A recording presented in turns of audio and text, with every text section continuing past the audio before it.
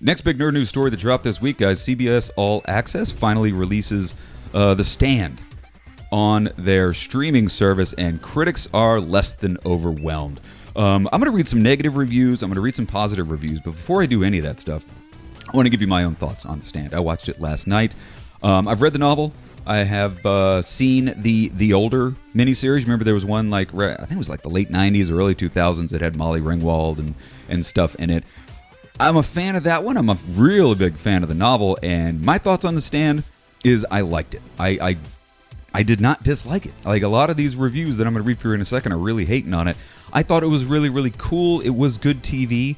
What I will say about it, slightly spoiler, just about the structure, not so much about the story, is it's a very non-linear storyline. It starts off, literally the first shot of the show is sort of towards the end of the book. Well, at least like in the second quarter of the book. You know, the super flu has already happened. Captain Trips has already wiped out the planet. They're already in Boulder.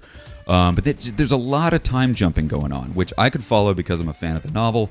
But if you're not a fan of the novel, if you don't know what the story is at all, that might have been just a little bit confusing. A little bit about The Stand itself. So the adaptation on CBS All Access is obviously about Stephen King's best-selling novel, probably his most widely beloved novels. It's about a super flu that wipes out 99% of the planet, which is a story that I think couldn't come at a more appropriate time in our planet's history. And so it's basically good versus evil.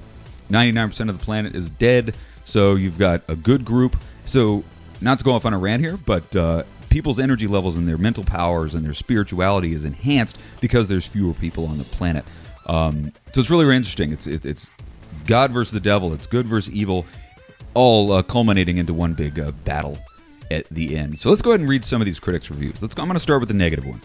The first one comes from Kelly Lawler over at USA Today. She writes, despite a talented A-list cast, plenty of time to develop a complex story, and seemingly hefty budget, and one of King's most celebrated works as inspiration, the new Stand adaptation falls mostly flat.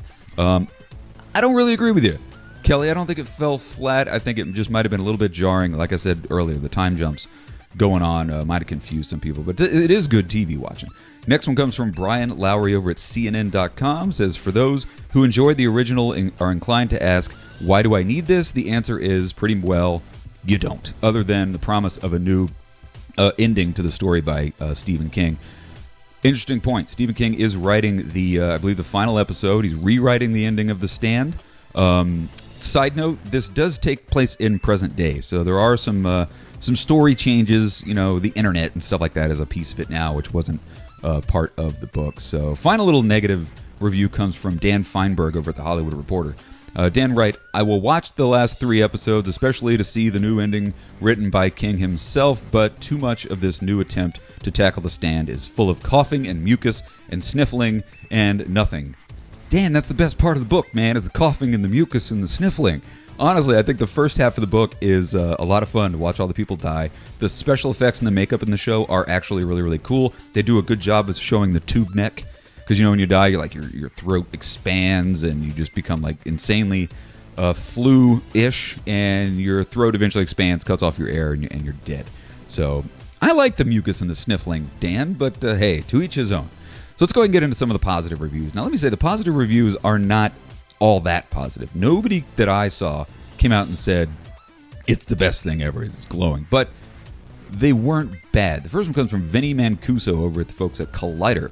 He wrote, it's effective TV horror. It's a recognizable dystopia story, but almost nothing hits as hard as it could. Kind of agree with you.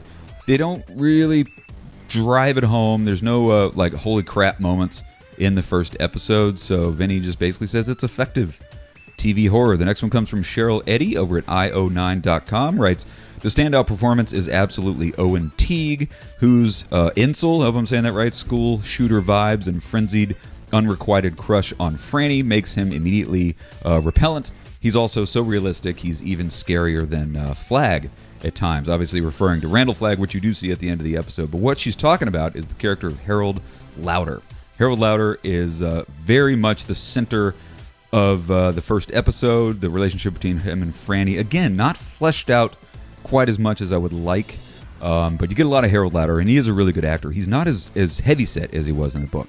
One of the things in the book is Harold Lauder is this big sort of overweight, pimply-faced guy, and he actually loses weight as the thing goes on. He becomes a little more confident because he looks better, he fits better in his clothes. But they start out with him just very, very skinny, normal-looking guy. So I do like the Harold Lauder character. They did a really good job with him.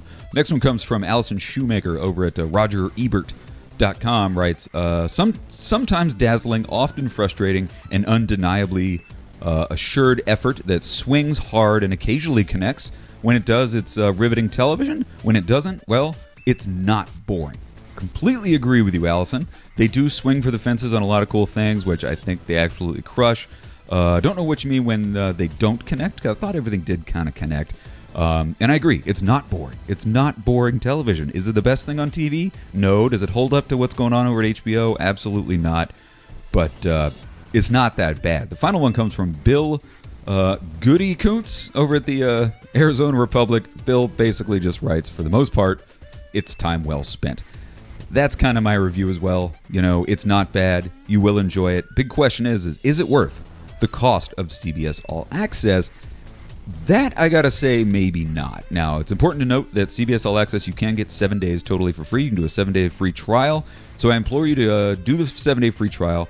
Try out The Stand. See if you like it. But I don't think it's good enough for fans to sign up for CBS All Access. I hate to say it, but if you got, it's 9 episodes. So if you got 9 friends and 9 of them want to sign up for a free trial, that may be the way you'd go. It might be the way that I do it.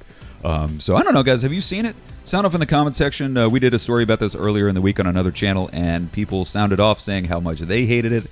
So maybe I just missed the mark completely. I don't know. But if you know me, you know I like just about everything. So sound off in the comment section, guys. Let me know what you think of The Stand. Does this change your excitement level one way or the other? Our final nerd news story of the week: HBO Max finally drops its app on Roku. Thank you very much, Wonder Woman 1984, and thank you very much, Warner Brothers, for dropping that news that you're going to put all your movies on HBO Max.